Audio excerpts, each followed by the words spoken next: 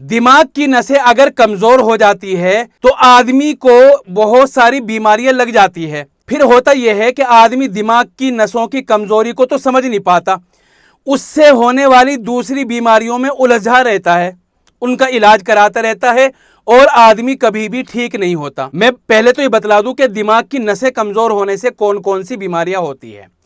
दिमाग की नसें कमजोर होने से सबसे ज्यादा तो पेट खराब होगा, आंतों में सूजन आएगी, गैस बनेगा, एसिडिटी बनेगी, कभी अल्सर होगा, कभी आईबीएस होगा, कभी एसजीओटी एसजीपीटी बढ़ेगा, कभी फैटी लीवर होगा। ये सारी परेशानियां होगी। दिल की धड़कन बढ़ेगी, घबराहट होगी, बेचैनी होगी, गले में खराश होगी, गले में एलर्जी होगी, सूखी खांसी होगी, सांस फूलेगा, नींद कम आएगी। ये सारी की सारी परेशानियां होगी। हाथ पैरों में झंझनाहट, हाथ पैरों में सुनपन, हाथ पैरों में दर्द होना, ये सारी की सारी बीमारियां किससे होती है? दिमाग की नसें कमजोर होने से। अब होता क्या है कि आदमी दिमाग की नसों का तो इलाज नहीं कराता, इसमें उलझा रहता है दूसरी बीमारियों में। कभी पेट का अल्ट्रासाउंड करा रहा है, कभी फैटी लीवर का टेस्ट करा रहा है, कभी खून टेस्ट करा रहा है, कभी लिपिड प्रोफाइल करा रहा है। अब रिपोर्ट में कुछ ना कुछ तो आ ही जाएगा। अल्ट्रासाउंड कराएंगे तो उसमें फैटी लीवर आ जाएगा, केएफटी और एलएफटी कराएंगे उसमें एसजीओटी एसजीपीटी और दूसरी चीज हल्की फुल्की बड़ी भी आ जाएगी। लिपिड प्रोफाइल कराएंगे, खून टेस्ट कराएंगे, उसमें थोड़ा सा कोलेस्ट्रॉल, ट्राइग्लिसराइड वगैरह बढ़ा हुआ आ जाएगा।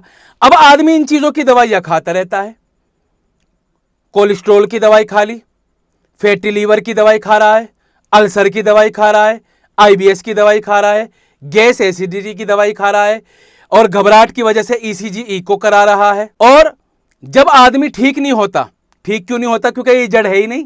जड़ तो दिमाग की नसों की कमजोरी है। जब ठीक नहीं होता फिर आदमी क्या समझता है? मेरे ऊपर तो भूत प्रेत का साया है, जिन्नात आ गए। फिर वो तावीज गंडों में लग जाता है, ठीक है, तावीज गंडों में लग जाता है, झाड़ फूंक वालों के चक्कर में पड़ जाता है। अब चूंकि ये तो बीमारी नहीं थी, झाड़ फूंक में घुसता जाता है तो वहां भी पैसे खर्च हो रहे, बीमारी ठीक हो नहीं रही तो ये और ज्यादा परेशान हो जाता है। आ रही बात समझ में? तो अगर किसी को घबराहट, बेचैनी, gas, acidity, ulcer, IBS, fatty liver हो और इनकी दवाई खाने के बावजूद भी ये सारी चीजें ठीक नहीं हो रही है, तो मेरा कहना मान लो और अपनी दिमाग की नसों का इलाज कराओ। फिर बताना मुझे, इंशाल्लाह न गैस बनेगी, न एसिडिटी बनेगी, न अल्सर होगा, न आईबीएस होगा, न हाथ पैरों में झंझनाहट और सुनपन होगा, न चक्कर आएंगे। परेशान हो जाता है आदमी, यार मेरी रिपोर्ट नॉर्मल आ रही है, जो थोड़ा बहुत रिपोर्ट में बढ़ा हुआ आ रहा था उसकी मैंने दवाई खा ली लेकिन मैं ठीक नहीं होके दे रहा। तो वजह इसकी यही है कि दिमाग की नस जो है ना, जब कमजोर हो जाती है उसकी वजह से कई सारी बीमारियां पैदा हो जाती है। आदमी का इधर जहन नहीं जाता और दूसरी बीमारियों में उलझा रहता है। अब मैं इसका इलाज बता देता हूं। अगर दिमाग की नसें कमजोर हो गई है तो उनको ताकतवर और पावरफुल कैसे बनाएं? कद्दू का बीज 1 चम्मच, सौंफ 1 चम्मच और शहद 1 चम्मच।